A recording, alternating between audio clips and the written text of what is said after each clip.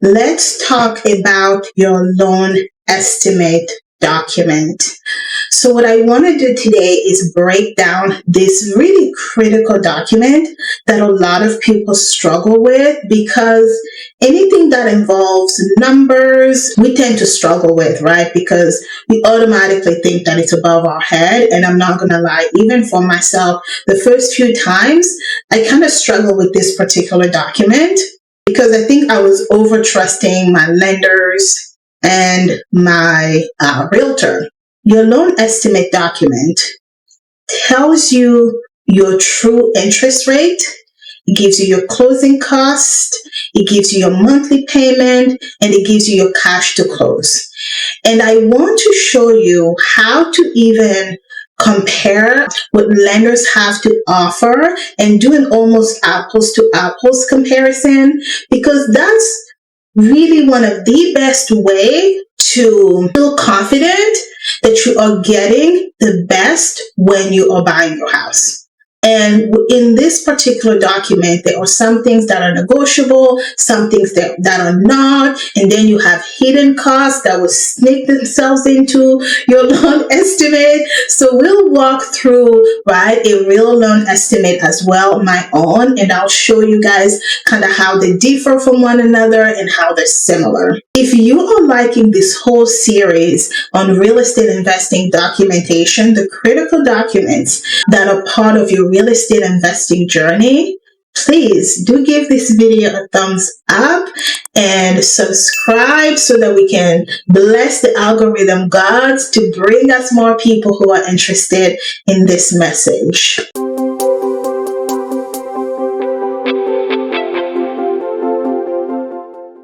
Welcome to Lessons Lived, everybody. For those of you who are new, my name is Nandy. Thank you so much for joining us on another video. I'm so glad you found this space. Ours is a community of ambitious women who take action. We leverage our full-time jobs so that we can build scalable side businesses of our own. We see our full-time job as a launch pad and not a limitation. So let's dive right into what exactly your loan estimate is.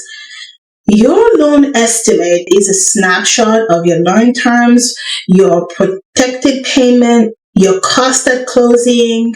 Your loan estimate will most likely be broken down into various pages. So like each different page will have different key sets of information, right? So usually the first page is a snapshot of your loan terms, your projected payments, cost at closing, and the rate, right? Your rate lock line. The second page, this tends to be the math section, right? So this is where the itemized closing costs are going to be, your lender's fee, your title fees, your appraisals, your credit, and your cash to close, right? So all of that is going to be in this section. So on the third page, you will have your interest rate information, your total interest percentage comparison, right? And other consideration like prepayment, penalties, balloon, assembly, late fees, etc. So in the screen share that I'm going to show you, we'll go through each page one at a time so that you can kind of get more detailed information on what it is that I'm kind of talking about. I will also point out the things that, okay, negotiate for this, or some things that are like, yeah, this is non-negotiable, your lender will charge you this. So now we are going to go into the screen share where I will show you guys in detail each section, show you what to watch out for, what to negotiate, etc. So without further ado, I'm going to stop chit-chatting. Let's go right into the screen share. Once again, I have over here an example of a loan estimate. I really had intended on using my own documents, but there are just so much personal information that I would actually highly advise against that. But so far, the documents I'm showing you are pretty aligned with what mine looks like, especially this one. I think this is actually a document mandated by law to look almost exactly the same way. And all of my 809 purchase and refinancing they've all looked the same way. So when you get this document here at the very top, it has the name of the bank that you're doing business with. And then in the bottom here, you have the loan terms, the purpose, the products, the loan type, is it conventional, FHA, VA, etc. Your loan ID, if the rate is locked or if it's not locked. And then over here on the left hand side is the date that this is issued, the applicant, which is you, the property in question, and the estimated property value. Okay, so all of that will be over here. Now, this is where things begin to get exciting. These are your loan terms. This is really where you should be paying attention, because this is where your loan amount is going to be, the actual loan amount for this particular loan. It's going to have your interest rate, and you need to make sure that this matches whatever your lender told you. You're going to have your monthly principal and interest. This doesn't include mortgage, insurance, etc. It doesn't include that. Any prepayment penalty, you need to check for this. Any balloon payments, you need to check for this. Most of mine, I had neither of these.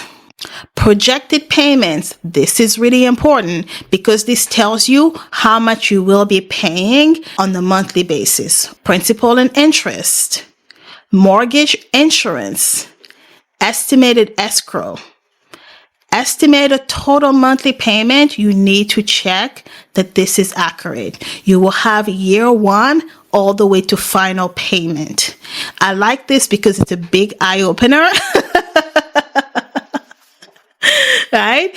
And down here, this is where it's just the estimated of your tax, insurance, and any other like homeowners insurance, etc. I have never bought a property with HOA dues, but I believe those will be here too. I've just never done it because I avoid HOAs like the plague. Now, this is also where it's telling you, is this going to be in escrow? In escrow means that every single month you're putting a little bit at a time, and the escrow pays for your taxes, because the last thing you want is for it to be taxes due at the end of the year and it's $5,000 and you don't have $5,000. The problem with putting this in escrow is that whatever benefits or interest is paid on your money, the escrow gets to keep. It's kind of convenient for them, but it's also convenient for you, especially if you don't have the type of income where, hey, like, so for example, I have multiple properties. Sometimes by the end of the year, I'm potentially looking at having to pay almost like $10,000-$15,000 in property taxes, especially having properties in Texas. Whew, that really hurts. So putting it in escrow just makes things easier for me. And down over here, this is really important. Cost at closing. Your estimated closing cost, your estimated cash to close. Cash to close is the amount of money you will be bringing to the table. And over here, it's telling you, right? Includes closing cost. So is this from or to the borrower, right? So from the borrower, you need to bring this much to close. Now, if you were getting something, it will say on here that you will be getting this much. Now, closing cost details. These are very important. Often when I'm signing up for a loan, I am talking to multiple lenders at the same time, and I will compare their closing costs to really determine who is giving me the best deal. This is the section where that is going to be. By law, all of these sections will look the same way, and they will most likely disclose it in the same way. Loan cost, percent of loan originating fee. This will change from lender to lender. Services you can shop for. This is really important. As you can see, the loan originating costs, originating charges, you couldn't shop for, but these you can shop for. Credit report fee, flood determination, appraisal fee, anything that lender is saying that you can shop for will be over here. Oh, sorry, services you cannot shop for is under section B, right? So these are things that they are saying, hey, You cannot shop for this because for whatever reason, right? We've already determined your appraisal fee because we have our own appraiser that we deem is, the best one for our company, blah, blah, blah, blah, blah. Services you can shop for: closing fee, draw fees, etc. Draw fees won't really be things that you would encounter unless you're doing a remodel with the hard money lender usually. But I think you can also shop for your title company. Usually I've never shopped for it. Every time I've bought a property was in a different state, so I've never really established that I love this lender. This is the title company where I always go to. So the total between A, B, and C is this much. And then over here are your other costs. These are more related to like prepaid expenses, right? So for example, your home insurance premium.